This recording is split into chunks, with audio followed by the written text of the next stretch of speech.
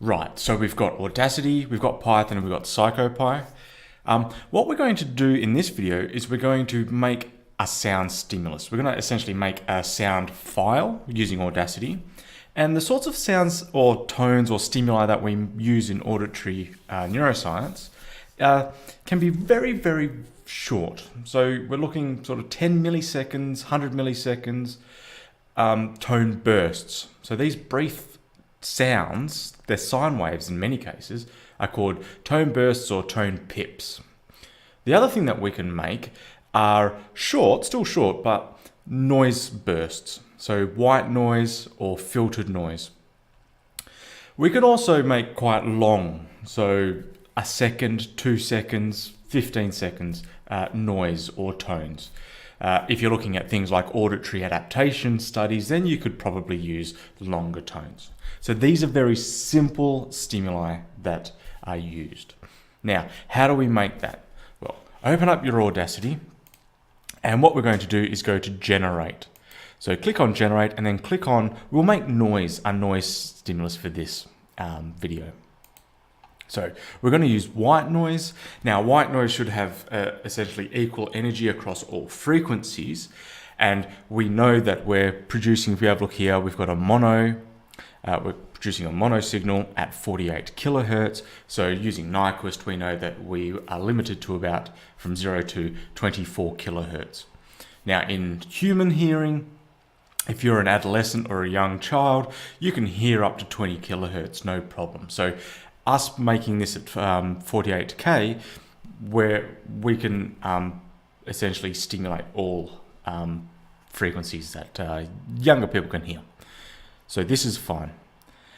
You will need to know your frequency content and your sample rates if you're doing other sorts of experiments like on mice or bats, which have very, very high frequency sensitivity. So we'll just produce white noise. Now, the amplitude, we're just going to leave this at 1. We're going to use Psychopy and Python to change the amplitudes, or you can consider it the volume. We'll do that in software. And obviously, if you're doing this for reals, you will need to calibrate your sound system, either using a piston phone or some sort of sound calibrating device. So we'll leave the amplitude at 1, and the duration is going to be 1 second. So click on OK. If you wanted half a second, obviously you'll change that to 0.5 of a second, okay? We're just gonna make 1 second. So click OK, and here is the waveform. You can see we've got the time on the x-axis, and the bumps and wiggles are just a representation of the waveform. Now, we'll hit play, and you might be able to pick up the sound through the microphone. I've got a microphone here. Hello, microphone.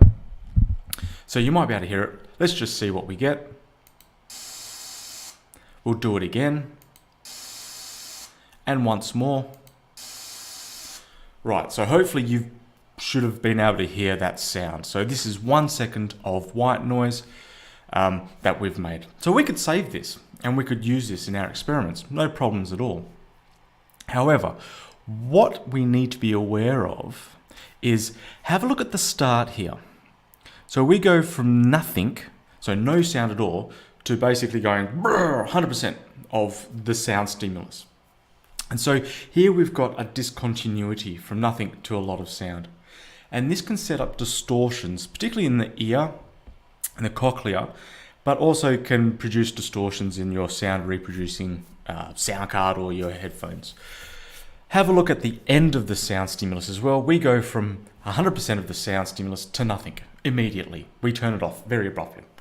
So again, you're going to have a second set of distortions being made at the end of your stimulus. So what we typically do is we will fade in and fade out of our sound stimuli. Now we call it gating, and we can use just a linear gate. So we go from 0 to 100% over, say, 10 milliseconds or 1% or 2% of the duration of your sound stimulus. And you can make that just a linear ramp. And you can do the same thing, so you can fade out at the end. So if you have 1 millisecond ramp at the start, put a 1 millisecond fade out ramp at the end. Keep it symmetrical. The other way that you can do it, and what I used to do in my experiments, was do a cosine squared gated gate. For this experiment here, what we're going to do is we're just going to essentially take that first, say 100 milliseconds. So I'm just clicking on here, 100 milliseconds or thereabouts. Select that. We're going to select across here as well. Should lock onto 100. Oh, about there. Okay, so we've got that selected. We'll go up to Effect and we're going to Fade In. So Fade In is down the bottom. Sorry, it's in the middle. Fade In. And there we go. You can see now we don't start at 100%.